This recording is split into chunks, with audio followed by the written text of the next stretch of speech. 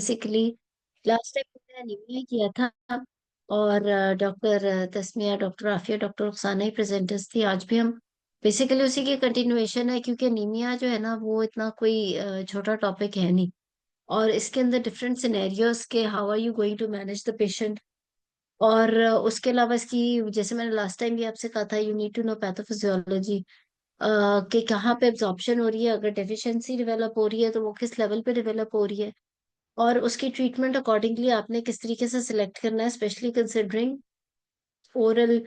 अगर आप दे रहे हो तो आपको पता हो कि आपने ओरल जो है वो कौन सी वाली फॉर्म देनी है।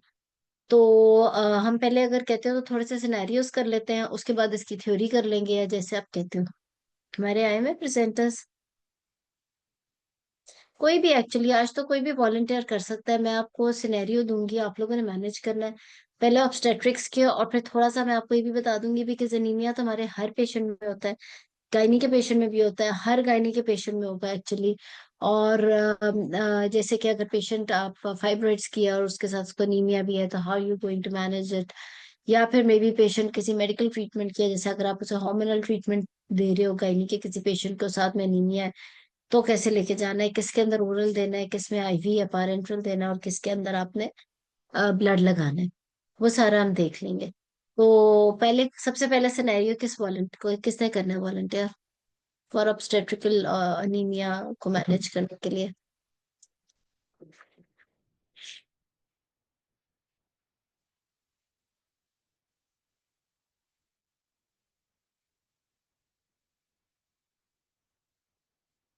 चलो मैं आपको सिनेरियो देती हूँ, तो आप खुद मुझे बता देना जिसने भी वॉलंटियर करना होगा। ठीक है। So patient is gravida 3 para 2 and she is previous to cesarean sections, now at 32 weeks with hb of 8 grams per deciliter. How are you going to manage her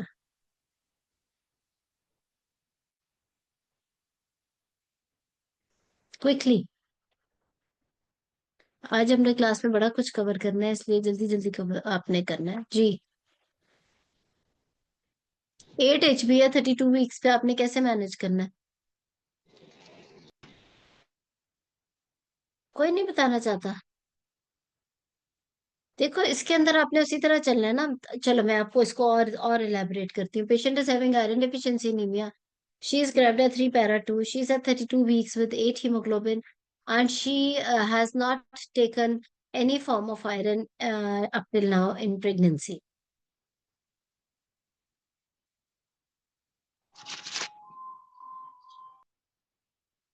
अब तो अस्सलाम इजी वालेकुम। हो गया। वालेकुम सलाम। जी madam, on the basis of the history and madam examination, we will manage her further because she is symptomatic at 32 weeks. Then we will go for the packed cell transfusion. ठीक है। And if she is not symptomatic? Madam, if she is not symptomatic, then based upon the patient wishes, we can give her the IV iron till 36 weeks of gestation. IV iron देते जाओगे उसको? नहीं madam, 8 HP है ना उसकी. If she तो refuses for the transfusions, then I will preferably give the IV iron parenteral she is iron. not symptomatic and she says कि do the management you think is best for me. She is not refusing for anything. She is not having any symptoms. She has 8 hemoglobin. Management सारी आपकी मर्जी से ही होनी है, फिर क्या करोगे?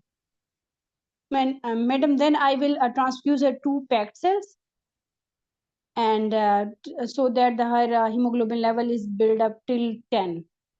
Then I will keep her on follow up till अच्छा, कोई 36. और जी समरा? Madam, I will advise her about the food fortification, about deworming, and I will give her IV iron. I will calculate the dose with the help of Genzuni formula. And if her HB is improved after giving her 4 doses of IV iron, then I will give her a prophylactic dose of iron, that is 60 mg. अच्छा, देखो last वाला जो lecture था उसके बाद आप लोग revise वैसे नहीं करके आए, मैडम लेकिन मैं मैं आप बताऊं? लोगों को क्योंकि जवाब समरा का भी गलत है और जवाब से मैडम पहले मैं जो बताऊं? हमारी देती है उनका भी गलत है। दोनों फेल हो चुकी हैं, ये फेल होने वाले जवाब मैडम थे मैं जी। कौन मैं बोल रहा है? बताऊं? जी मैडम इकरा। मैं इकरा बात कर रही हूँ। मैडम जी as my patient is at 32 weeks, madam शुरू से स्टार्ट करूँ ना, हिस्ट्री जी एग्जामिनेशन से? शुरू से नहीं, आई पूरा विल हिस्ट्री एग्जामिनेशन ही बोलना, वो हम कर चुके हैं पिछली क्लास में। इसमें हमने सिर्फ छोटे छोटे सिनेरियोज करके मैनेज करना है। मैंने आपको हिस्ट्री का मेन बता दिया। Patient is gravida 3 para 2, he is previous to cesarean section, and she is at 32 weeks of gestation with iron deficiency anemia. She is asymptomatic and she has not taken any treatment, any form of iron up till now. How will you manage her? I will जी counsel the patient about the diagnosis that she is having gestational amenorrhea of 32 weeks with moderate degree iron deficiency anemia. I will tell her about the fetal-maternal implications such as preterm delivery, neonatal anemia, or increased susceptibility to infection, so that I will sensitize the patient about the treatment. Then I will evaluate the patient. I will involve the multidisciplinary team involving the obstetrician, dietitian, hematologist, and neonatologist. Then I will evaluate the patient whether she is previously she is compliant to oral medication or not. Any side effects she is suffering from, or any response to any oral treatment. If she has not taken any oral treatment, then I will give her as I have enough time for build up of HB. So I preferably give her oral iron in the form of ferrous sulfate, therapeutic dose of ferrous sulfate, which is 122 to 240 elemental iron, such as trihamic, hybrid folic.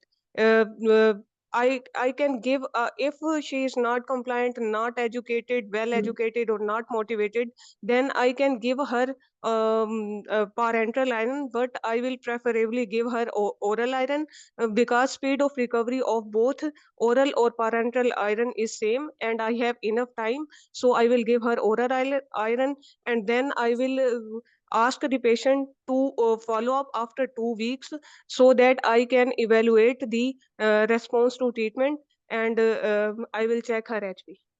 Then I will treat accordingly. Very good, ये था जवाब। पास हो जाने वाला। मैं इसलिए आप लोगों को कहूंगी फेल हो जाने वाला, ताकि आप लोग जब क्लासेस हो आप रिवाइज भी करो और पढ़ के आओ। क्योंकि और जितना बोलो। अब देखो, आज अगर मैं समरा को, या मैं जो इससे पहले हमारी शायद अस्मा थी कैंडिडेट, अगर मैं उन्हें ये कहूंगी तो I am sure they will definitely revise it, और उनको समझ आ जाएगा कि क्या गलती थी। इसलिए आप लोग वॉलंटियर करो, यहाँ पर बोलो। यहाँ पर अगर गलत बोलोगे तो कुछ नहीं होता, लेकिन आप इससे इतना सीखोगे कि जब यही बात एग्जाम में होगी तो शायद आपका जैसा जवाब हो, किसी और का जवाब नहीं होगा। So when we are talking about iron, इकरा ने बड़ा अच्छा सारा elaborate किया। She started with the counseling which was very very good, और बिल्कुल ठीक, बिकॉज ये जो अनीमिया होता है बेबी से ज्यादा मदर को इफेक्ट करता है। क्योंकि वी ऑल नो कि अगर अनीमिया से बच्चे इफेक्ट होते होते तो हमारे तो कंट्री में more than half of the population, बल्कि मे बी वैसे तो 56% इसका इंसिडेंस कहते हैं, लेकिन मेरा ख्याल है 80% वुमेन आर अनीमिक। और इस वजह से अगर ऐसा है तो फिर तो किसी का भी बच्चा IUGR या उससे कम ना पैदा होता। हालांकि वी नो कि जितने भी एनीमिक हो, चाहे उनके बच्चे बड़े बड़े ही पैदा होते हैं। बहुत कोई क्रॉनिक एनीमिया है, बहुत लॉन्ग टर्म कोई चीज होती है जो IUGR कॉज कर दे तो करते। सो सेकेंडली ये कि yes it causes infection, it causes PPH in mother. Baby के अंदर एनीमिया के चांसेस होते हैं, बट वेरी वेरी रेयर। ठीक है, अच्छा। उसके बाद इसने जब ट्रीट किया इकरा ने, तो she started with the cause of anaemia which is iron deficiency anaemia. इस पेशेंट में भी आप यही कहोगे कि my patient is at 32 weeks of gestation, and my aim of my target HP in this patient is definitely 10.5 at least, right? That her HB should be more than 10.5, number one. Number two, ये है कि she's at 32 weeks, she's previous to, आप अगर 39 weeks पे इसका plan कर रहे हो तो आप कहोगे कि जी at least I have 7 more weeks to treat her.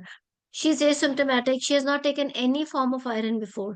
So I can give her oral iron, right? Oral iron से भी मैं start कर सकती हूँ, and then I can follow her up with this, और इसकी कंप्लायंस में चेक करूंगी 2 weeks के बाद with report of HP which should be rising. कुछ लोग रेटिकुलोसाइट काउंट और वो कहते हैं, जो कि हम लोग नॉर्मली, आप लोग मतलब हम वार्ड में भी अपनी प्रैक्टिस में भी आमतौर पर रेटिकुलोसाइट काउंट से फॉलो अप नहीं कर रहे होते। सो आपने HB 10 डेज के बाद या 2 वीक्स के बाद फॉलो करना है to see if patient is really complied with oral medicine. 32 weeks से she'll be at 34 weeks. Her HB should be rising like 8 से एटलीस्ट 9 हो जाना चाहिए.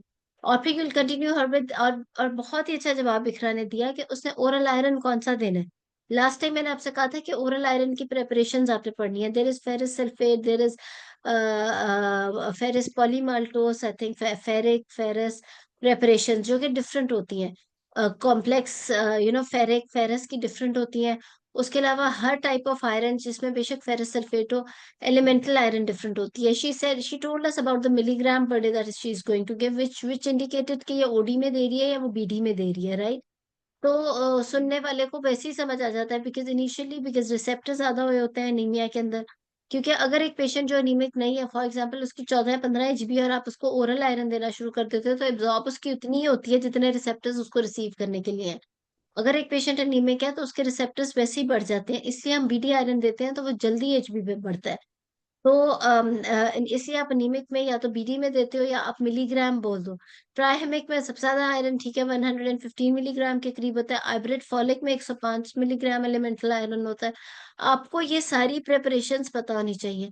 फिर एक पेशेंट कहती है, because your examiner is not only going to take the viva of that particular patient कि इसके अंदर ये अनीमिया, उसने कहना है कि पेशेंट आपके पास, आपने हाइब्रिड फॉलिक लिख के दी, 2 दिन के बाद आ गई कि उसको तो सूट ही नहीं करी, उसे तो उल्टियां आती हैं, उसे कॉन्स्टिपेशन हो जाता है, whatever she can not take, या उसे ब्लैक स्टूल्स आ रहे हैं, वो नहीं ले सकती hybrid folic. Then what are you going to do? There is no point in changing the iron oral medicine. जब जैसे आप उसे कहो कि मैं उसको जो है क्या उसे कहते हैं, हाइब्रिड फॉलिक की जगह फीफॉलविट दे दूंगी. This is not the treatment because fifalvit also has ferrous sulfate, the same type, although I think a little less elemental iron, 60 milligram, और हाइब्रिड फॉलिक में 105 मिलीग्राम फेरस सल्फेट ही है. तो जब आप एक ही कंपाउंड को दे रहे हो तो फिर उसको चेंज करके उसके सिम्टम्स तो खत्म नहीं होंगे. और सिम्टम्स इसलिए उसको हुए क्योंकि that particular iron is going inside the body and forming free radicals. आपको ये सारा फिजियोलॉजी को कहीं से भी ढूंढ के पढ़ना है कि जब आप ओरल आयरन कौन सी वाली फॉर्म दे रहे हो, वो अंदर जाके बॉडी में कौन से रेडिकल्स बना रही है और किस वजह से उस पेशेंट को वो सूट नहीं कर रहा. इसलिए अगर आप एक ओरल आयरन से दूसरे में भी चेंज करते हो तो this is not a treatment for a patient who जिसको जेन्युइनली ओरल आयरन सूट नहीं की. एक चीज. अच्छा, however there are few forms of iron जैसे कार्बोक्सी, जैसे ये आयरन माल्टोस, जैसे माल्टोफर है, दैट्स अ डिफरेंट कंपाउंड. अगर किसी को फेरस सल्फेट सूट नहीं किया तो फिर आप माल्टोफर वाला कंपाउंड देते हो, बट देन अगेन माल्टोफर की बहुत हाई डोज है. जैसे मे बी आप उसको 60 mg या 120 mg अगर उसको दे रहे हो तो उसका भी डबल दोगे ही तो उसकी वो एब्जॉर्प्शन होगी, जो कि single dose oral iron tablet ferrous sulphate की हो रही है. लेकिन माल्टोफर जो है वो वाले पर ऑक्सीडेजेस या रेडिकल्स नहीं बनाता, जो दूसरे फ्री रेडिकल्स नहीं बनाता, जो कि दूसरे आयरन बना रहे हैं. सो आपको पता होना चाहिए कि आपने जब पेशेंट को ओरल आयरन शुरू की, कौन सी शुरू की, कितने डोज में शुरू की, कौन सी प्रेपरेशन है. If you are saying Fefol, you just can not say कि I will start with oral iron. आपने बिल्कुल उसी तरह बोलना है जैसे इकरा ने बोला कि इतने मिलीग्राम कंटेनिंग इतने. You can take a name. आपको मैं फीफॉलविट दूंगी क्योंकि उसके अंदर ferrous sulphate 60 milligram elemental iron है. मैं इसको सुबह शाम दूंगी ताकि 120 मिलीग्राम बन जाए. ठीक है. इस तरीके से आपने ये सारी जो हमारे आजकल कॉमनेस्ट आयरन ब्रांड्स चल रहे हैं उनका आपने डेटा निकालना है. आपने वो 5-6-8 जो आप लिखते हो अपने वर्डों में, फीफॉलवेट, हाइब्रिड फॉलिक, ट्राइहेमिक और सैंगोबायोन, इन सब के आपने प्रेपरेशंस लिखनी है, उसमें कितना एलिमेंटल आयरन है और आप किस तरीके से दे रहे हो, राइट. उसके साथ साथ इससे भी इकरा डिड वेरी वेल, लेकिन उससे भी अच्छा अगर जवाब आप देते तो आप उसकी डाइट को भी रिव्यू कर लेते थोड़ा सा. आप उसकी डाइट को भी कहते हैं कि मैं उसमें थोड़ा और डाइट को भी ऐड कर दूंगी कि उसके अंदर जरा हीम आयरन वाली कंटेनिंग जो सब्सटेंसेस हैं वो मैं उसकी डाइट में ऐड करा दूंगी.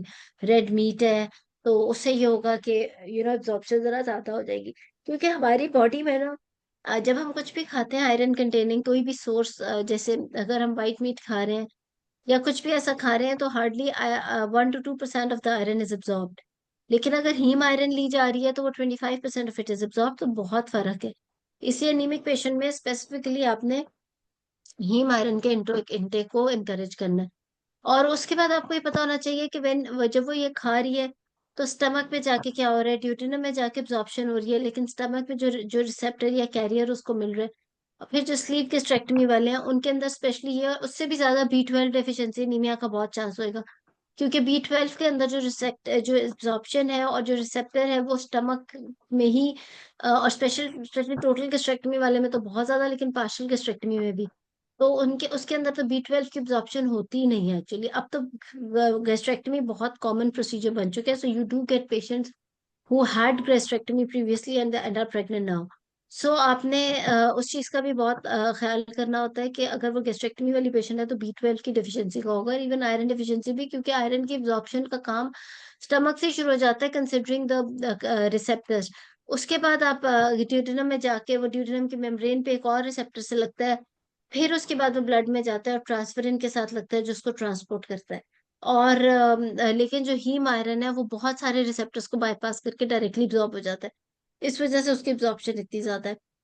तो फिर आयरन जो हमारा वर्किंग वाला आयरन है उसमें HB बनता है, मसल्स बनते, मसल मायोग्लोबिन है और एंजाइम्स है। और जो हमारा स्टोर्ड फॉर्म है वो हमें पता है फेरेटिन लिवर में और बोन मैरो में और स्प्लीन में। ठीक है, तो ये सारा आपको थोड़ा थोड़ा बातों का आइडिया होना चाहिए। उसके बाद आयरन जो है तो इसलिए जब हम आयरन डिफिशियंसी को सस्पेक्ट कर रहे होते हैं, we are looking for the nails जिसमें हमें HP की कमी, पैलर नजर आता है। फिर हम नेल बेड्स देख रहे होते हैं, कोइलोनिकिया, क्योंकि जो मायोग्लोबिन है वो डेफिशिएंट वहां नजर आएगा, जिसकी वजह से वो स्पून शेप नेल्स बने होंगे क्रोनिक एनीमिया में खास तौर पे। तो जब हम एग्जामिन भी कर रहे होते हैं तो ये सारा कॉन्सेप्ट आपको, क्योंकि एकदम से एग्जामिनर आपसे कुछ भी इसकी पैथोफिजियोलॉजी, इसीलिए तो कहते हैं एनीमिया में कोई आराम से पास ही नहीं होता, क्योंकि एनीमिया इटसेल्फ एक इतना ज्यादा इसके अंदर चीजें हैं जो कि आपको पता होना बहुत जरूरी है। तो जब भी आप ओरल आयरन की भी बात कर रहे हो तो एग्जैक्ट उसका कितना, कौन सा ओरल आयरन देना है अपने उस पर्टिकुलर पेशेंट को, और आपने उसका वो क्या करना है, सॉरी 1 मिनट। मैम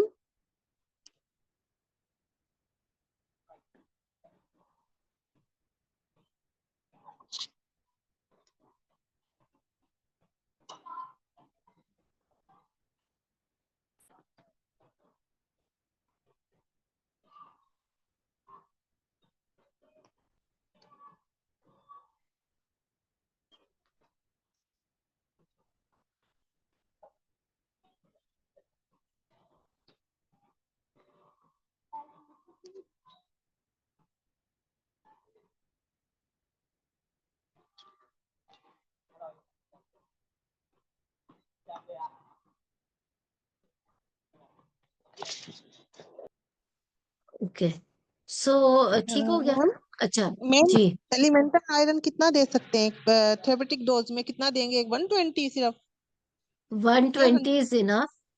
BD में आप दे दो, देखो नहीं आप 200, देखो आप अगर हाइब्रिड फॉलिक भी दे दो टू वो उसमें BD में तो बड़ा जबरदस्त है उसका इफेक्ट आता।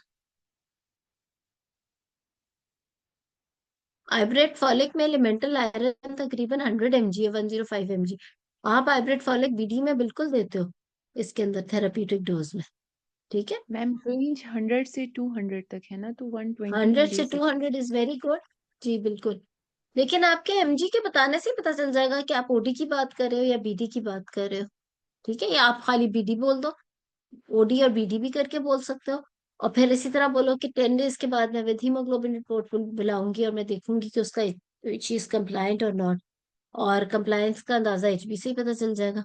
ठीक है, because you have adequate time for this. अच्छा, अब एक और सिनेरियो, इसका मैं दोबारा जल्दी से बोल देती हूँ। क्या my patient is at 32 weeks of gestation. She is having iron deficiency anemia and is asymptomatic. She has got previous 2 cesarean section. My target HP is to keep her hemoglobin above 10.5 grams per deciliter at this stage. And I'll take this pregnancy till 39 weeks. So I have 7 more weeks to go. As she has not taken any treatment before and she is asymptomatic, so I will start her with oral iron along with the iron-rich diet. In oral iron, I will give her elemental iron, hybrid folate containing 100 milligram elemental iron twice a day, and will review patient after 2 weeks, which at that time she will be at 34 weeks. of gestation with a hemoglobin report, or after 10 days. If the HP is in a rising trend, which means that she is taking iron in a proper way. I'll continue the BD dose further till her HP is at 10.5 or 11, और फिर मैं उसकी normal antenatal visits पे आ जाऊंगी, right? और फिर 39 पे जाके सिजेरियन विद जो भी आपका ब्लड का अरेंजमेंट का प्रोटोकॉल है। अच्छा, उसके अलावा अब नेक्स्ट जो है ना, अगर यही पेशेंट है gravida 3 para 2 and she is having placenta accreta and her HB is 8 at 32 weeks, what will you do?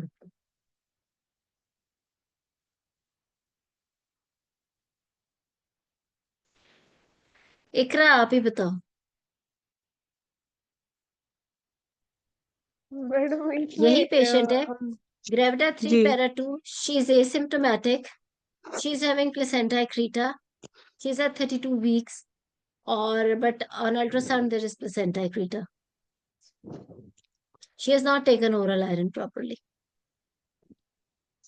Madam इसमें हम नॉट टेकन उसमें वही कॉम्प्लायंस चेक करके और उसे ओरल आयरन भी देंगे और साथ में उसकी I will get her consent in which I will explain the whole condition of the patient as well as I will arrange 4 to 6 units of blood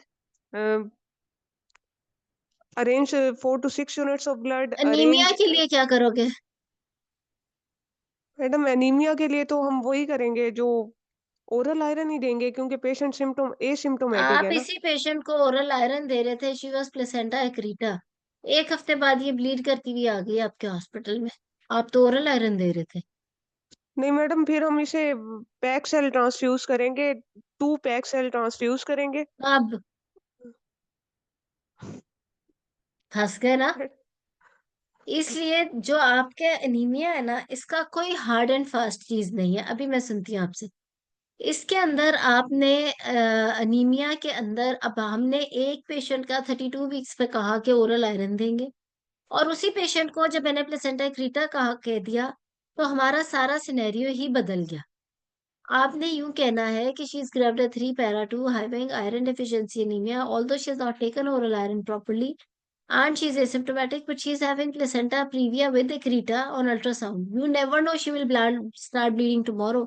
I want her HP to be at least 10 all the times. All the times her HP should be 10 with at least 4 units of blood cross match available and 4 standby all the times. ठीक है? इसलिए आप उसको 2 pack cell 1 day apart या जिस तरह भी लगा लोगे, you will keep her HB at 10, फिर आपको सुकून रहेगा। उसके बाद आप चाहे उसको ओरल आयरन पे रखो, but you will have 4 blood cross match all the times with 4 donor stand by, ठीक है? And then you will continue the pregnancy. अगर इस सारे दौरान में वो लेबर में जाती है या कुछ भी होता है, तो आपके पास ब्लड भी है, आपके पास बेसलाइन एचबी भी है, और आप इसके अंदर तो आप हिट एंड ट्रायल कर ही नहीं सकते। जी कुलसुम।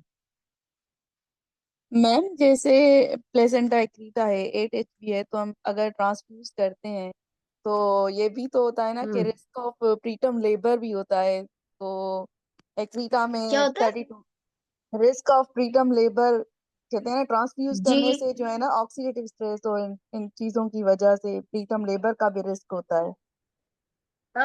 ट्रांसफ्यूजन की वजह से प्रीटर्म लेबर का इंसिडेंस ज्यादा है, या अगर एक्रीटा ब्लीड कर गया तो मोर्टेलिटी ज्यादा है? मैम तो विल एक्रीटा यू ब्लीड कर कीप, गया तो मॉर्टेलिटी ज्यादा होगी। जहां पे आपको कंफ्यूजन हो ना डिसीजन मेकिंग की, मैं तो कहूंगी कि थ्रू आउट लाइफ में प्रोफेशनली भी, यानी कि जब आपने पेशेंट के लिए कुछ डिसाइड करना हो, हमेशा आउटवे करो चीजों को। कहीं पेशेंट की डिलीवरी का प्लान करना है बिफोर टर्म, आउटवे कि बेबी को डिलीवर करना बेहतर है या इन यूट्रो रखना बेहतर है। जहां आपको लगे कि डिलीवर करना बेहतर है, तो फिर आपका फैसला वही हो गया। जहां आपको लगेगा कि नहीं, तो वहां। अब इस पेशेंट के अंदर 8 एचबी वाला प्लेसेंटा एक्रीटा में, तो ऑब्स्टेट्रिशियन को तो नींद ही नहीं आनी चाहिए रात को, कि उसके पेशेंट को प्लेसेंटा एक्रीटा है और उसकी बेसलाइन एचबी 8 है। Patient can bleed heavily anytime, and if she starts bleeding, for example, yeah, if she comes in labor, for example, and she is having placenta accreta on ultrasound and her baseline HB is 8, who is going to make her survive? उसका HB actually तो हर वक्त 11 से ऊपर होना चाहिए, लेकिन चलो आप उसको 2 पैक्सेल लगाओ, बाकी उसको ओरल आयरन BD पे रखो, HB उसका 11-12 पे चला जाएगा। इस केस में अगर आप 2 पैक्सेल और एक IV के वो कार्बोक्सी माल्टोज भी लगा दोगे तो भी ठीक है, उसके बाद ओरल आयरन पे रख लो। कुछ लोग कहेंगे कि मेरा तो टारगेट HB 11 है, वो भी गलत नहीं होगा, लेकिन ऑफ कोर्स बहुत मल्टीपल ट्रांसफ्यूजन को भी इनकरेज नहीं करना, इसलिए मैंने आपसे कहा कि अगर 8 HB है तो एटलीस्ट 2 पैक्सेल लगाएं इसको, उसके अलावा बाकी ब्लड इन हैंड हो, क्रॉस मैच हो, और साथ में जाहिर है निकाल नहीं देना, क्योंकि अगर हम उसका 4-5 हफ्तों के बाद जाके कर रहे हैं सिजेरियन, तो अभी से अगर डोनर के ब्लड निकाल दिए तो वो ब्लड भी जाया और डोनर भी दोबारा नहीं दे सकता। तो क्रॉस मैच हो हर वक्त, 4 डोनर और 4 स्टैंड बाय हो।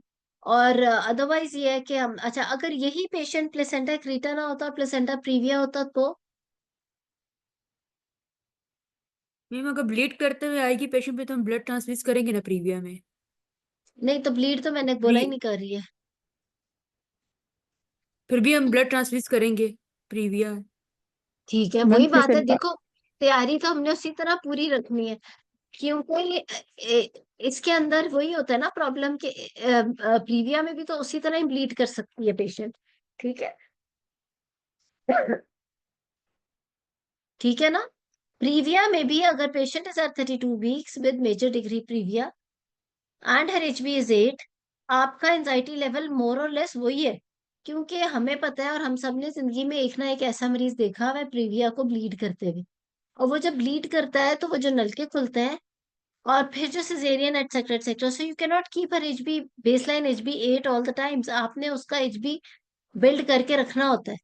ठीक है, तो इसलिए अगर पेशेंट प्रीविया या क्रीटा है, उसकी तैयारी हर वक्त आपकी होनी चाहिए। आप उसमें HB ठीक करने के लिए आप अव्वल तो HB 11 होना चाहिए हर वक्त, लेकिन चलो आप इसके अंदर 2 पैक्सेल और फिर आगे ओरल आयरन पे कंटिन्यू करके देख सकते हो, या 2 पैक्सेल और एक IV आयरन और फिर आप कंटिन्यू कर सकते हो। मैम तो जी मैम और कौन से रिस्क फैक्टर के साथ हम ब्लड से मैनेज करेंगे उसके HB को, कौन से रिस्क फैक्टर के साथ? क्या मतलब, मुझे तो क्वेश्चन समझ ऐसे नहीं मैम आया। प्लेसेंटा प्रीविया और आपने क्रीटा का बताया, इस तरह के कोई और रिस्क फैक्टर पेशेंट में होगा तो फिर हमने कब, कौन से रिस्क फैक्टर? देखो बात यह है कि हर सिनेरियो डिफरेंट है, हर सिनेरियो हर पेशेंट डिफरेंट है। आपने हर पेशेंट में अपना एक तो क्लिनिकल एक्सपीरियंस नॉलेज और साथ में अपने जो वार्डों में किया हो, आपके वार्ड में you know when a patient with accreta is admitted और when a patient with placenta praevia is admitted, उसकी HB अगर वो 32 वीक्स पे भी है, उसकी HB हमेशा 10 से 11 रखी जाती है। ब्लड हर वक्त इन हैंड रखे जाते हैं, चाहे वो क्रॉस मैच हो, खाली ब्लीड ना हो, और फिर प्रेगनेंसी आगे कंटिन्यू की जा रही होती है।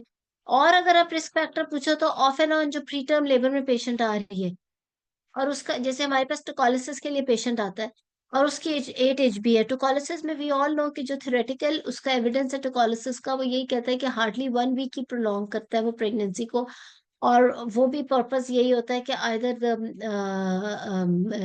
डेक्सा कवर इज अचीव्ड और patient can be shifted to place with a better nursery, और उसके अंदर जाहिर बात है हीमोडायनेमिकली या हीमोग्लोबिन पेशेंट का बेहतर किया जाए, उसके लिए टाइम गेन हो जाता है।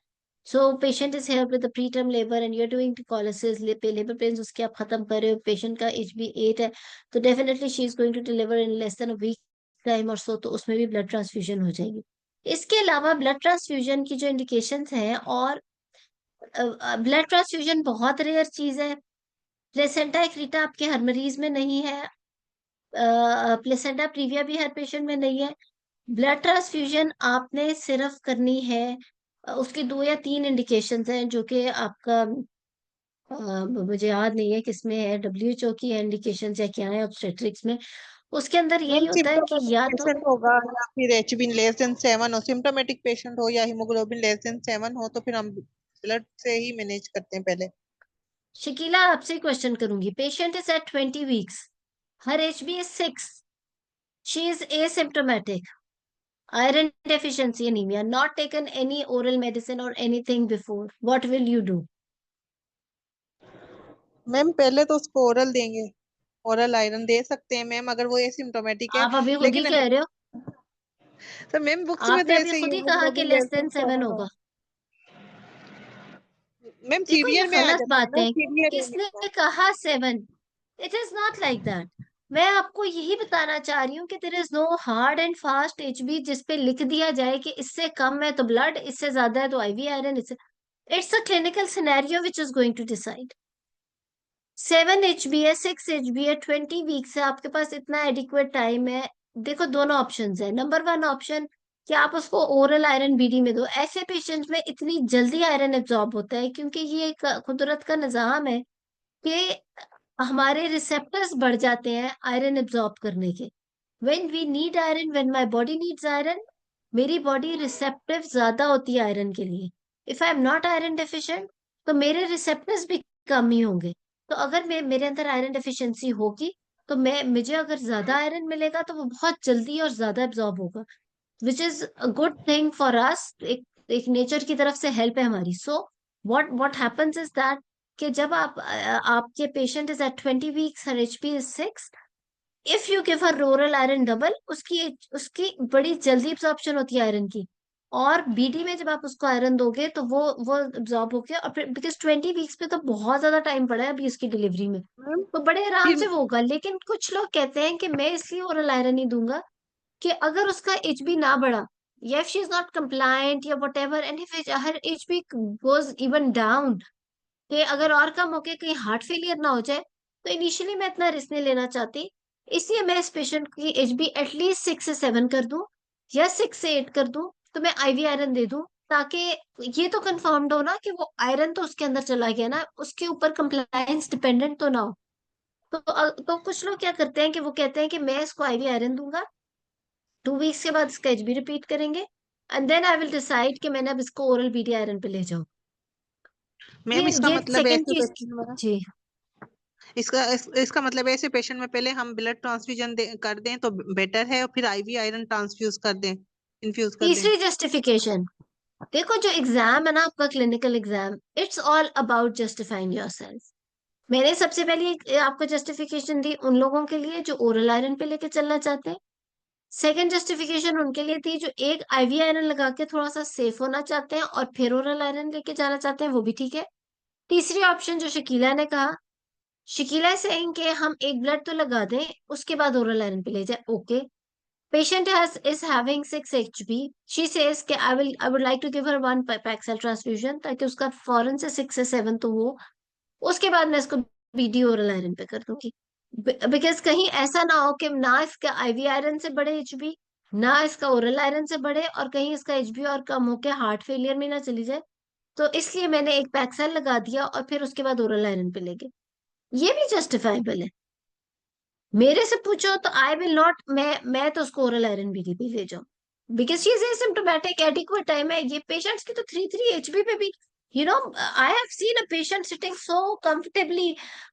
ये जो क्रॉनिक अनीमिया की पेशेंट्स होती है, 3 4 HB में भी इतनी खुश कई दफा बैठी होती है। सो बट यस, हमने हार्ट फेलियर भी नहीं करना एग्जाम में भी, it's better to be on the safe side. So either you can give with very low HB या सिवियर एनीमिया में है अगर पेशेंट, तो इट्स बेटर कि आप या IV दे दो या एक पैक्सल लगा के फिर उसके बाद BD ओरल आयरन पे दे दो।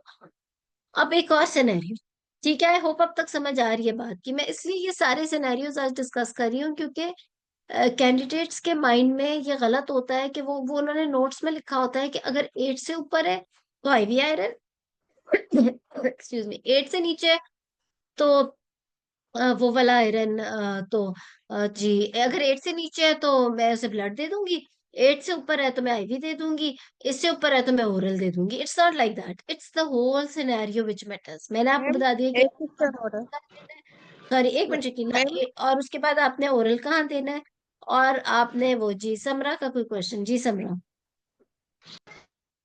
मैम जो पहला स्नेरियो था 32 वीक्स पे 8 HB पे, अगर हम उसमें SOGP का रेफरेंस दें कि वो कहते हैं जैसे सेकंड और थर्ड ट्राइमेस्टर में आपने IV आयरन देना है, तो उसको अगर हम जस्टिफाई उससे करें तो वो नहीं सही रहेगा कि नहीं, पेशेंट ने जैसे हम आपका वार्ड में भी देते हैं। नो, आपके जो अनीमिया है वो गाइडलाइन, मैं यही तो बता रही हूँ, आपका अनीमिया थ्योरेटिकली नहीं ट्रीट होगा आपकी पॉपुलेशन में और आपके पेशेंट्स में या कल को क्लिनिकल प्रैक्टिस में। आपका अनीमिया ट्रीट होगा पेशेंट को लेकर। आपने कैन आपका अनीमिया ट्रीट होगा कि आपके पास कितने टाइम बाकी है उस पेशेंट को लेकर चलने का। Patient is at 32 weeks, you have 7 more weeks to go. She is not having IUGR, she is not having any other thing जिसकी वजह से आपने अर्ली डिलीवरी प्लान करनी है। आपका प्लान है 38 या 39 वीक्स, आप चलो 39 ना भी बोलो, आपको मेरे पास मोर देन 5 वीक्स है to take her till term, ठीक है। इन 5 to 6 वीक्स में मैं शी इज एसिम्टोमेटिक, कुछ और मसला नहीं है, तो मैं इसको ओरल आयरन दे दूंगी और BD में दूंगी और फिर मॉनिटर करूंगी और आगे तक ले जाऊंगी। अगर इसका फॉर एग्जाम्पल 34 वीक्स पे जाके HB इंप्रूव नहीं करा तब IV आयरन दे दूंगी। तो आप जस्टिफाई कर सकते हो किसी गाइडलाइन का रेफरेंस देके, लेकिन उस गाइडलाइन को अपने पेशेंट के ऊपर अप्लाई करके। अगर आपने SOGP का रेफरेंस को इस पेशेंट के ऊपर अप्लाई करके जस्टिफाई करना है तो वो भी जस्टिफाई हो सकता है। वो ऐसे जस्टिफाई हो सकता है कि आप कहोगे कि my patient is at 32 weeks, she has take 6 to 7 weeks more to go till term, right? 5 to 6 more weeks to go till term. So I don't want to take any risk. मैं इसको एक IV तो लगा ही दूंगी, right? ताकि इसका एक HB baseline maintain हो, and then I will give her oral iron and will take her till term. अगर मैं इसे IV iron ना देती तो उसके बाद अगर फॉर एग्जाम्पल 2 वीक्स के बाद 8 की जगह 7 हो जाता या 6 हो जाता HB, तो फिर मुझे ब्लड ना देना पड़ता। इस वजह से मैं इसको IV आयरन देके और फिर ओरल पे ले जाऊंगी। So it's not just that you will say because SOGP saying के इसको इतने वीक्स में इतना दो तो मैं दे दूंगी। You have to justify it on the patient. If you are not able to justify on the patient, रट्टे से एग्जाम पास नहीं होने वाला। गाइडलाइंस गलत नहीं कहती, ना SOGP, ना RCOG, ना कोई और गाइडलाइन। लेकिन उस गाइडलाइन के मैम जब तक इसमें आप अप्लाई करके नहीं बोलोगे, जैसे मैंने आपसे कहा शुरू से एंड तक, she is at 32 weeks, she has 5 to 6 more weeks to go till term. I am planning her cesarean section because she is previous to, तो मैं 5 to 6 weeks के बाद आफ्टर टर्म इसका cesarean करूंगी, तो 5 to 6 weeks है मेरे पास iron का रिकवर करने। She is iron deficiency anemia, she is having iron deficiency anemia, and she is asymptomatic, she has not taken oral iron or anything like that, because SOGP is saying कि IV iron है, because के ऐसा ना 2 weeks के बाद और HB कम हो तो ब्लड लगाना पड़े, तो मैं एक दफा IV दे के फिर, ये भी जस्टिफिकेशन ठीक है फॉर और मैम दोस्त जो कंप्लाइंस गाइडलाइन का का भी तो कह रेफरेंस सकते हैं ना, देना चाहते हैं। जी समरा, एक तो कंप्लाइंस का भी कह सकते हैं कि पेशेंट कंप्लाइंस रहे, कंप्लाइंट रहे ना रहे नहीं कह ओरल आयरन सकते, को। नहीं कह सकते, आपके पास कोई स्केप गोट्स नहीं है। आप कंप्लायंस इंश्योर कर सकते हो समरा। आप पता है कि you have to accept it, flexibility लानी होगी। हम लोग अनीमिया के लिए इतना हमने अपना माइंड वो किया होता है, और मैं इसीलिए मैंने अनीमिया की 2-3 क्लासेस रखी हैं, क्योंकि आपने हर पेशेंट को अलग से ट्रीट करना है। इसमें ना तो आपकी एक गाइडलाइन अप्लाई होगी किसी एक पेशेंट में, ना ही आपका कंप्लायंस क्या होती है। एग्जाम में आप ये बातें बोलोगे ना, तो एग्जामिनर, मेरा ना गला खराब है एक्चुअली, बोला नहीं जा रहा मेरे। सो एग्जाम में अगर आप ये बातें बोलोगे ना, तो ये बड़ा इरिटेटिंग होता है सुनने में। कंप्लायंस तो आप खुद बताओगे ना एग्जामिनर को कि कैसे इंश्योर करोगे आप इसीलिए तो 10 दिन के बाद HB की रिपोर्ट करा के बुला रहे हो पेशेंट को। आपने कह के छोड़ तो नहीं दिया ना, आपने IV आयरन इसलिए नहीं दी कि कि वो compliance, if you know that वो उसकी कंप्लायंट नहीं है तो आप उसको कंप्लायंट बनाओ। वो आई क्यों है आपके पास? वो इसलिए तो नहीं आई कि फटाफट फटाफट। इस तरह से जो पेरिफेरी में बैठे हुए डॉक्टर्स वो सब जो है ब्लड लगाई जा रहे हैं। यू नो आप आपकी मैनेजमेंट उनसे यही तो फर्क होनी है कि आपने जस्टिफाई करना है अपनी मैनेजमेंट को, और आपने मिनिमल साइड इफेक्ट्स वाली मैनेजमेंट करनी है। एक भी पेशेंट, हम सब ने देखा है, जो जो स्पेशली गवर्नमेंट हॉस्पिटल के ट्रेनिंग्स है, हम सब ने देखा हुआ है कि पेशेंट ब्लड लगवाने आई, रिएक्शन हुआ एंड शी डाइड, और वो डेड बॉडी हॉस्पिटल से गई। हमारी जिंदगी में एक एक्सपीरियंस ऐसा हुआ होता। ये नहीं है कि हम में से किसी ने मैटरनल मोर्टेलिटी नहीं देखी।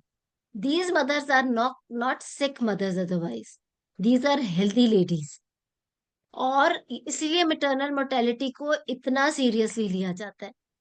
You can not imagine a healthy lady entering into your department and her dead body going out of your department. इससे बड़ा हम लोगों के लिए शायद, वो जिसे कहते हैं ना, हमें अच्छे आउटकम के पेशेंट्स याद होते हैं, लेकिन बुरे आउटकम वाले बहुत ही ज्यादा याद रहते हैं, सारी जिंदगी उनकी शक्लें याद रहती हैं। क्योंकि ये हमारा वो डिपार्टमेंट नहीं है कि मेडिसिन में पेशेंट ही बीमार आया, हमारी तो पेशेंट्स ठीक आती हैं, दे आर हेल्दी लेडीज। इसीलिए मैटरनल मोर्टेलिटी पे पूरा डिपार्टमेंट हिल जाता है। So blood transfusion can lead to death of a patient. IV transfusion में रिएक्शन के रिस्क बहुत कम है। अभी तो जो आईवी ट्रांसफ्यूजन के सपोर्टर्स हैं, अभी मैंने उनसे आईवी प्रिपरेशन सारी पूछनी है। लेकिन जो आईवी ट्रांसफ्यूजन होती हैं आयरन की, उसमें रिस्क आपका कम होता है रिएक्शन का। बट इवन देन, अगर खुदा ना खास्ता, I have seen a patient having a reaction of IV iron, again it's a very very rare thing to happen, but I don't know why it happened, and it happened at 31 32 weeks. Patient was given IV iron and she had such a bad reaction कि उसकी ऑक्सीसैचुरेशन भी drop हो गई, उसका उसका मतलब आई don't no क्या क्या उसके साथ होना शुरू हो गया। उसके फीटल हार्ट लगाए, उसकी बड़ी बड़ी डिप्स आना शुरू हो गई। इमीडिएटली 31 32 वीक्स पे caesarean had to be done. Patient को थोड़ी देर के लिए आर्टिफिशियल सपोर्ट्स पे भी रखना पड़ा, एटसेट्रा एटसेट्रा एटसेट्रा। रिकवरी हो गई, लकीली अच्छी नर्सरी थी, बच्चा भी बच गया eventually. But I still remember this thing. तो हर चीज को आपने ऐसे नहीं ले लेना। मैं क्यों एम्फेसाइज कर रही हूँ कि जो भी चीज बोलो उसे जस्टिफाई करो, ताकि कल को कुछ हो तो आपके पास खुद भी जस्टिफिकेशन हो। अपने आप के लिए भी हमें जस्टिफिकेशन चाहिए होती है, ऑब्वियसली किसी और चीज से पहले। मैंने आपको ये बता दिया कि जहां पे आपके पास एडिक्वेट जेस्टेशन हो, पेशेंट इज एसिम्प्टोमेटिक, वहां पे तो हम ओरल आयरन भी लेके जा सकते हैं, इंश्योरिंग द कंप्लायंस। कंप्लायंस कैसे इंश्योर होगी? 10 डेज के बाद हम एचबी की रिपोर्ट मंगाएंगे, के साथ पेशेंट बुलाएंगे, और एचबी की रिपोर्ट हमें बताएगी कि वो कंप्लायंट है कि नहीं है। फिर continue her in the same way. अगर नहीं है तो फिर हमारे पास ऑप्शन है कि हम आईवी दें या हम उसे क्या करें। अगर पेशेंट सिम्टोमेटिक है और उसमें ब्लड लगाने की जरूरत है, तो फिर क्या करेंगे? ट्रांसफ्यूजन का कैसे फैसला होगा, कोई बता दे।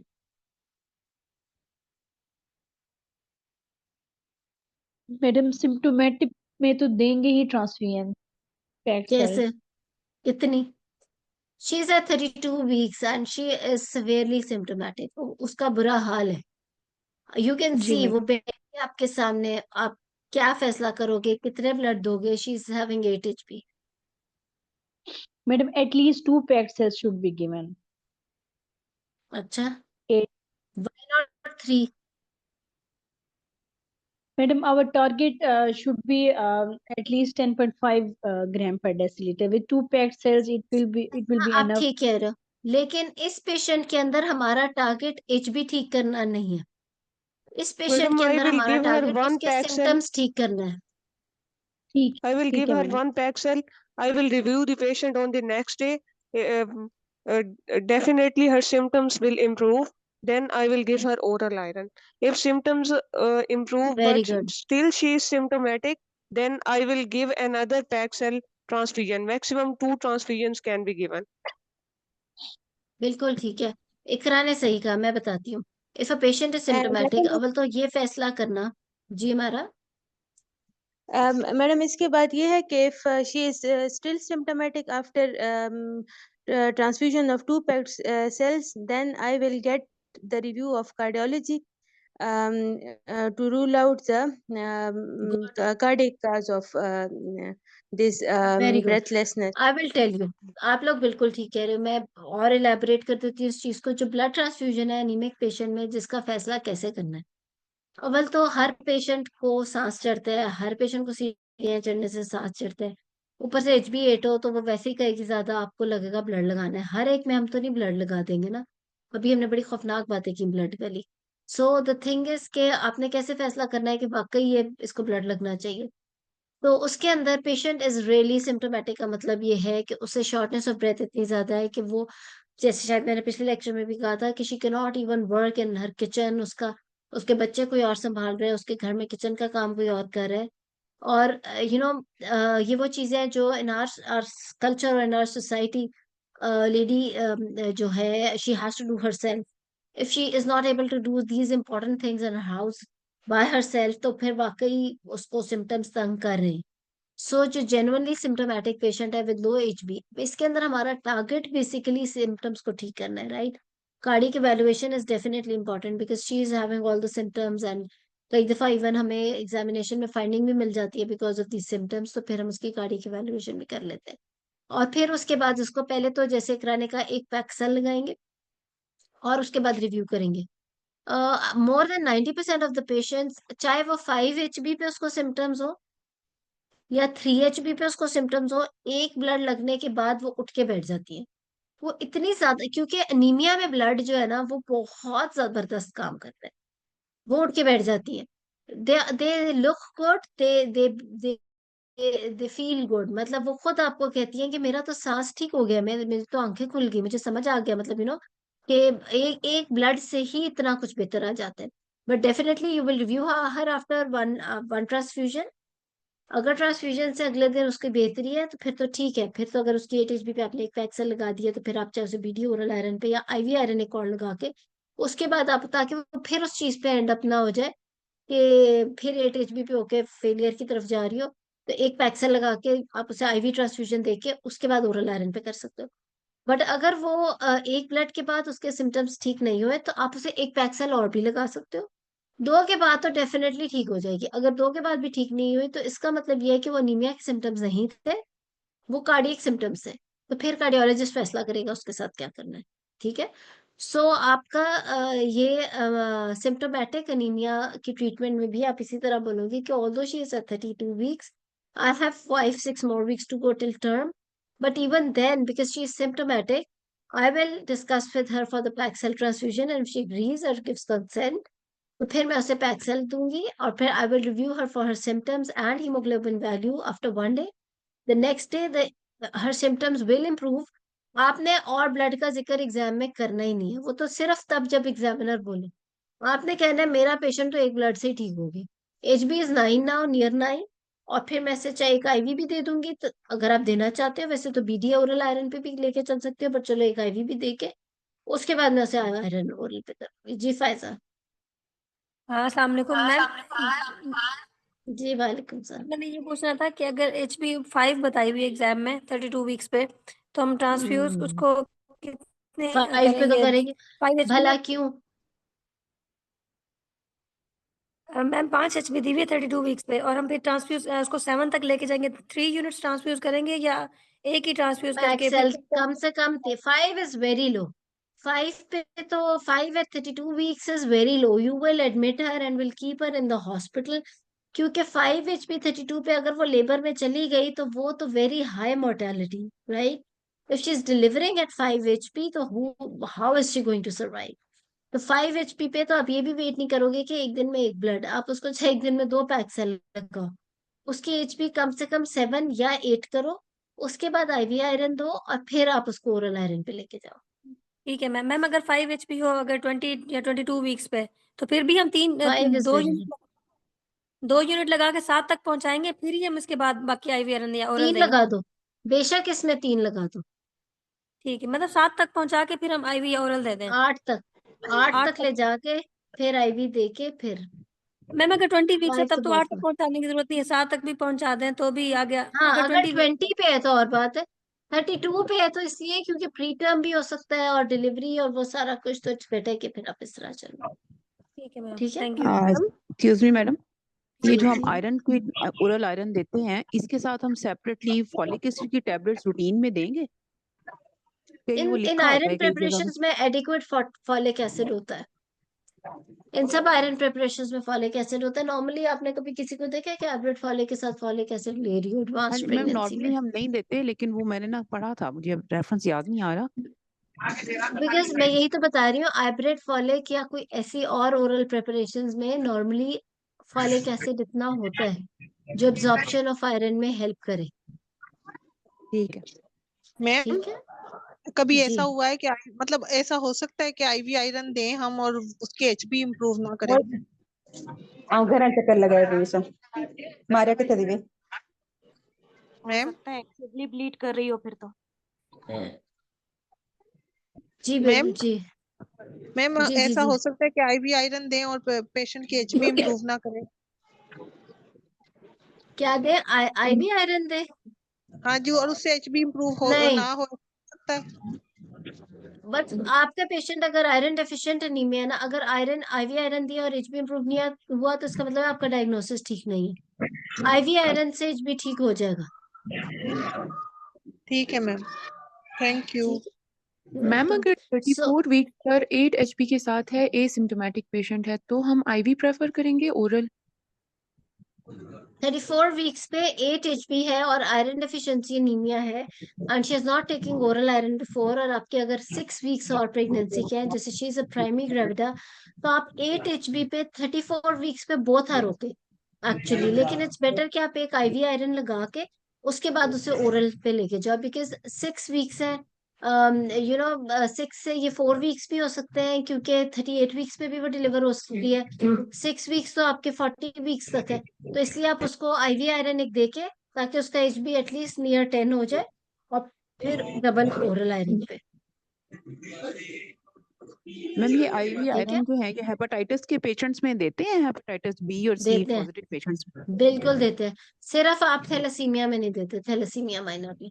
ठीक है, और जो आयरन ठीक है प्रिपरेशन है मैम वो भी आपको पता होनी चाहिए जी। मैम जो हम आयरन देते हैं तो सीबीसी हम 10 डेज के बाद क्यों रिपीट करते हैं? मैंने ये पढ़ा था कि हम 3 वीक्स के बाद रिपीट करते हैं ना। नहीं, 2 वीक्स, 3 वीक्स तो नहीं है, 2 वीक्स बाद करते हैं, लेकिन मैं इसलिए कह रही हूँ क्योंकि 10 डेज के बाद normally reticulocyte count reticulocyte count repeat किया जाता है, तो चेक के जो आपने ओरल आयरन उसको दे रहे हो उसका इफेक्ट आ भी रहा है पेशेंट पे कि नहीं। लेकिन मैंने इसलिए कहा क्योंकि रेटिकुलोसाइट काउंट जो है वो थोड़ा सा इजीली अवेलेबल नहीं है test, it's little expensive also, तो आप सिर्फ HB से ही 10 दिन के बाद पता लगा सकते हो, क्योंकि HB का अगर राइजिंग ट्रेंड है, मे बी 8 से अगर उसका 8.6 या 8.8 पे गया हुआ है HB, तो उससे आपको अंदाजा हो जाता है कि ठीक चल रहा है काम। जी Sonia.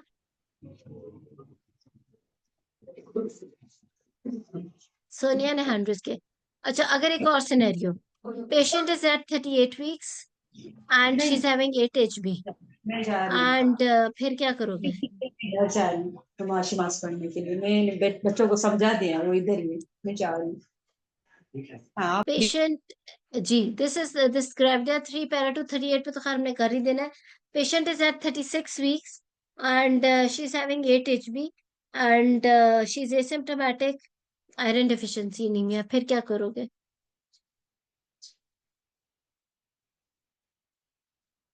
Ma'am as she is 36 weeks, so we will first transfuse 1 pint of unit and give 1 shot of parenteral iron, as she is only 2 weeks far away from her delivery. Sorry, आपकी आवाज नहीं है Kulsum. Ma'am, first 1 pint at 36 weeks, we will transfuse 1 pint of Paxil volume, and then after that I will give her parenteral iron, and so that as she is 2 weeks for from her delivery, so maximum our target is to achieve HB hemoglobin of 10 gram per deciliter. So I will optimize her by giving 1 Paxil volume. As my patient is at 36 weeks and she is having moderate iron deficiency anemia, I cannot give her trial of oral iron as delivery time is short. So I will give her I will calculate the dose and give her parenteral iron, and during delivery I will group and save the patient, save the blood group of the patient. तो इकरा ने IV दिया iron और oral भी दिया, blood नहीं दिया है ना? जी मैडम। मैम ओके, 36 सो वीक्स पे मैं एक क्या ब्लड करूंगी? ट्रांसफ्यूजन। 8 HB है, 36 वीक्स पे, she is gravida 3 para 2 caesarean, इसका होना है 39 वीक्स पे फॉर एग्जांपल, या 38 वीक्स पे। तो मैं तो ये कहूंगी कि I have only 2 more weeks to go, hit and trial का मेरे पास कोई टाइम नहीं है। So I will transfuse her 1 packed cell volume, एक PCV में लगाऊंगी, will keep her HB 9, will keep 2 donor stand by all the times, एक मैं पैक्सेल और एक उसको IV आयरन लगाऊंगी, और ओरल आयरन पे कंटिन्यू करूंगी। अगर वो लेबर में चली भी जाती है, मुझे सिजेरियन करना पड़ता है, तो 9 HB is not very bad with 2 donor stand by all the times, right? मैं यहाँ पर सिर्फ IV और ओरल का हिट एंड ट्रायल इसलिए नहीं करी क्योंकि क्या पता वो 1 हफ्ते के बाद ही लेबर में चली जाए 8 HB से, और अभी उल्टा 8 से कम ही हो जाए HB चाहे। सो टर्म पे आगे अगर पेशेंट का HB कम है, तो आपने उसको इतना जरूर रखना है कि अगर उसकी डिलीवरी या सिजेरियन करना पड़े तो एक बेसलाइन HB प्रॉपर हो, सेकेंडली आपके पास 2 डोनर स्टैंड बाय हो। ताकि अगर वो लेबर में है भी तो उस वक्त डोनर भी है, तो at the time of labour या at the time of caesarean आप उसको ब्लड लगा दोगे। और अगर आप का फॉर एग्जाम्पल यही पेशेंट अगर 37 वीक्स पे होती है, टर्म पे जाकर फिर आपका थोड़ा सा ट्रेंड बदल जाएगा। ठीक है, तो किसी भी पेशेंट पे अननेसेसरी ट्रांसफ्यूजन नहीं, लेकिन अननेसेसरी ये भी नहीं कि ट्रांसफ्यूजन अवॉइड की जाए। क्यों? ऐसी सिचुएशन जिसमें वो ट्रांसफ्यूजन ना करने से अल्लाह ना करे मोर्टेलिटी हो, तो बेहतर है कि कर ही दी जाए, जैसे कि क्रीटा में, प्रीविया में या टर्म के पेशेंट में। इनमें अगर एचबी लो है तो आपने एक प्रॉपर बेसलाइन एचबी अचीव करके रखना है हर वक्त, और फिर आगे करना है। जी अस्मा। सिम्टोमेटिक है, HB8 है, तो उसमें मैडम प्लान ऑफ मैनेजमेंट क्या करेंगे? 38 वीक्स 38 वीक्स पे तो सिम्टोमेटिक ना भी होती तो मैंने पे एक्सेल लगाने थे। ठीक है मैडम। 38 पे तो टर्म ही आ गया ना। मैम अगर लेबर में आ गई लेबर में आ गई है और 8 एचबी है तो 2 पे एक्सेल आप लगाएं ड्यूरिंग लेबर। मैम इसमें ऐसे नहीं कहते कि अगर लेबर में आ गई है, पेशेंट सिम्टोमेटिक नहीं है, 8 HB है, तो उसको अगर वो पीपीएच में नहीं जाते, डिलीवरी आराम से हो जाती है, तो फिर आप ना लगाएं, उसके बाद IVRN नॉट एट लगा ऑल, दें। डिलीवरी से अगर तो पहले, if she is in labour her HB is 8, delivery से पहले आपने उसका एचबी मेंटेन करनी है। क्योंकि अगर वो 8 एचबी के साथ डिलीवर होती है तो उसकी एचबी अगर वो पीपीएच में चली गई तो फिर तो 5-6 पे भी जा सकती है। मैडम एनीमिक पेशेंट का वैसे भी ज्यादा रिस्क होता है पीपीएच में जाने का। ज्यादा होता है। ये फायजा ने बहुत बड़े ब्लंडर वाली बात की है, ये कोई मजाक नहीं है कि 8 एचबी पे पेशेंट लेबर में है तो हम उसका इंतजार करेंगे कि वो पीपीएच में जाएगी तो हम कुछ करेंगे, वो तो मर जाएगी फिर। ठीक है ना, ऐसे नहीं करना लेकिन जी। एक बात याद रखने की होती है कि हीमोग्लोबिन जो होता है उसको ग्लोबिन कॉम्पोनेंट होता है जो हमारे मसल्स में भी होता है, प्रोटीन। तो अगर बिल्कुल, हीमोग्लोबिन रिड्यूस होगा तो प्रोटीन रिड्यूस होगा, मसल टोन रिड्यूस हो वो जाएगी, तो कॉन्ट्रैक्ट यूट्रस ही नहीं कॉन्ट्रैक्ट करेगी, नहीं यूट्रस करेगा। 8 नहीं हो जाएगी, उसी से तो पीपीएच हो जाना है। जी हमारा लास्ट 2 मैडम इस क्वेश्चंस। मैडम इस तरह हमारे पास भी पेशेंट्स इधर गवर्नमेंट सेटअप में आए थे कि डिलीवरी के बाद एचबी आ जाता है हमारे पास अनबुक पेशेंट्स, और उनका एचबी 7 और 8 निकल आता है। तो मैडम ऐसे पेशेंट के सिनेरियो में हमने उनको ब्लड लगाना है या नहीं, बस फिर ओरल आयरन वैसे भी अगर वो पीपीएच में नहीं जाती तो 8 पोस्टपार्टम, या 7? Yes madam. पोस्टपार्टम जो है ना उसकी एक ही इंडिकेशन है ब्लड लगने की, और वो ये कि इतना हेवी सेकेंडरी पीपीएच हुआ हो कि पेशेंट शॉक में गई हो। Yes madam. ठीक है, अगर 8 एचबी है, स्टेबल पेशेंट है, पोस्टपार्टम है, तो आप उसको ओरल बीडी आयरन पे ले जाओ विद कंप्लायंस, ठीक है। Ensuring the compliance. ठीक है, ठीक ब्लड नहीं लगाना, ब्लड आपने सिर्फ तब लगाना है जब सेकेंडरी पीपीएच या हेवी ब्लीडिंग से पेशेंट डीकॉम्पेंसेट हुई हो। ठीक। और मैडम एक और बात ये पूछनी थी कि यहाँ पे जो जिक्र हो रहा है कि ब्लड पेंसिल के बाद एक आईवी आयरन लगा देंगे, मैम ये आईवी आयरन टोटल डोज वाला है या आयरन सुक्रोज आईवी की एक आयरन, डोज है? पारेंट्रल आयरन जो होता है, आयरन सुक्रोज और iron carboxy maltose. Iron IV preparations के भी डिफरेंट टाइप्स हैं। इसके अंदर आयरन डेक्स्ट्रॉन होता है, आयरन सुक्रोज होता है, आयरन कार्बोक्सी माल्टोज होता है, और आयरन सार्बिटॉल होता है। ये सारे डिफरेंट हैं। कार्बोक्सी माल्टोज और सुक्रोज मोर लेस सेम है, लेकिन इनका मॉलिक्यूलर वेट तीनों टाइप्स का डिफरेंट होता है, यानी कि डेक्स्ट्रन, सुक्रोज और सार्बिटॉल। मॉलिक्यूलर वेट ही डिफरेंशिएट करता है कि साइड इफेक्ट प्रोफाइल किसका ज्यादा होगा। जो डेक्स्ट्रन है उसका सबसे ज्यादा मॉलिक्यूलर वेट होता है, उसकी हाफ लाइफ 5-6 दिन होती है, इसलिए उसके साइड इफेक्ट प्रोफाइल सबसे ज्यादा है, इसलिए हम वो यूज नहीं करते। जो दूसरा वाला सुक्रोज या कार्बोक्सी माल्टोज है उसका 5 से 6 आवर्स का हाफ लाइफ होती है, मॉलिक्यूलर वेट मॉडरेट साइज का होता है। इस वजह से क्योंकि वो जल्दी एम्प्टी भी, हाफ लाइफ उसकी 5 to 6 आवर्स होती है, इसलिए उसका साइड इफेक्ट प्रोफाइल बहुत कम है। जो तीसरा सॉर्बिटॉल है वो बहुत स्मॉलर मॉलिक्यूलर वेट का होता है, बट वो इतना स्मॉल होता है, फ्रीली मोबाइल होता है कि वो किसी के साथ बाइंड नहीं होता, इसलिए इसकी एफिकेसी कम होती है। तो और उसकी हाफ लाइफ बहुत कम होती है। तो उसका तो खैर बिल्कुल ही साइड इफेक्ट नहीं होता सॉर्बिटॉल का, लेकिन उसका इफेक्ट भी कंपैरेटिवली कम आता है। तो इन सब में हमें जो सब ज्यादा सूट करता है वो सुक्रोज या कार्बोक्सी माल्टोज सूट करता है। आईवी आयरन प्रिपरेशन में, इसलिए हम वो यूज करते हैं। वीनोफर भी अच्छा है, कार्बोक्सीमाल्टोज भी अच्छा है। जिस तरह से डोज कैलकुलेट होती है, जितनी लगनी है, वहां पे बैठ के आपने बड़े बड़े मुश्किल मुश्किल फार्मूला के नाम नहीं बोलने हैं। जैसे अभी आज किसी ने बोला भी था कि अकॉर्डिंग टू दिस फार्मूला, आपने बोलने हैं डोज कि मुझे इतने मिलीग्राम देनी है। अगर वीनोफर दे रहे हो या आयरन सुक्रोज दे रहे हो, तो आप ऑल्टरनेट डे पे 3 डोजेस दोगे और उसके बाद कब रिपीट करोगे एचपी। इसी तरह कार्बोक्सीमाल्टोज आप कितनी दे रहे हो, कितने एमजी दे रहे हो, और कितनी देर के बाद आप उसको रिपीट कर रहे हो। Instead of saying the formulae, और instead of saying the names or the scientist's name of related to the formula, you have to tell the practical thing in the viva, right? कि आप उसको दे किस तरह रहे हो, कितने मिलीग्राम दे रहे हो, और रिपीट कब कराना है एचपी।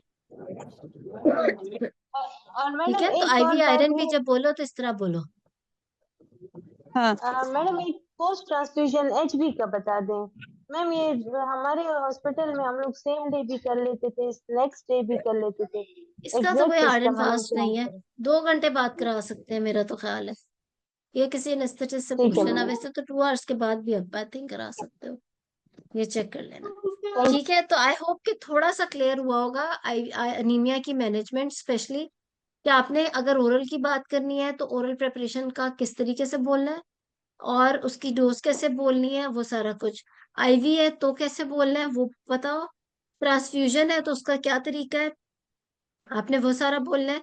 किसमें क्या करना है, अगर आप गाइडलाइन का भी रेफरेंस दे रहे हो तो आपने उस गाइडलाइन को अपने पेशेंट पे अप्लाई करके जस्टिफाई करके बोलना है। It's always no doubt better to give references या इंसिडेंसेस बोलो, बट आप उस चीज को जब तक उस पेशेंट पे प्रैक्टिकली अप्लाई करके जस्टिफाई नहीं करोगे, तब तक कोई लॉजिक नहीं बनेगी चीज की। क्योंकि ये एग्जाम रटे का या वाइवा का, वो थ्योरी का तो है नहीं, ये तो प्रैक्टिकल इम्प्लीकेशन का है उन चीजों का, और आपने उस प्रैक्टिकल इम्प्लीकेशन को ही जब तक करके नहीं दिखाओगे, तो तब तक तो ये बिल्कुल पास नहीं हो सकता। तो इसमें आपने डायरेक्ट नहीं बोल देना कि मैं इस पेशेंट को आईवी दूंगी या मैं इस पेशेंट को ओरल दूंगी। आपने उसको जस्टिफाई करते हुए बोलना है कि ये इतने वीक्स पे है, ये टाइप ऑफ एनीमिया है, इससे ये आप तक ओरल आयरन या कुछ लिया नहीं, या लिया है तो नहीं हुआ, या फिर इतने वीक से आपका टारगेट ये है इसलिए मैं ये दूंगी। और मतलब ये तो इस तरीके से आपका, और मैं फिर इसको ऐसे फॉलो अप में करूंगी, तो आपको फिर ज्यादा बेहतर हो जाएगा। ठीक है, सो गुड, इंशाल्लाह।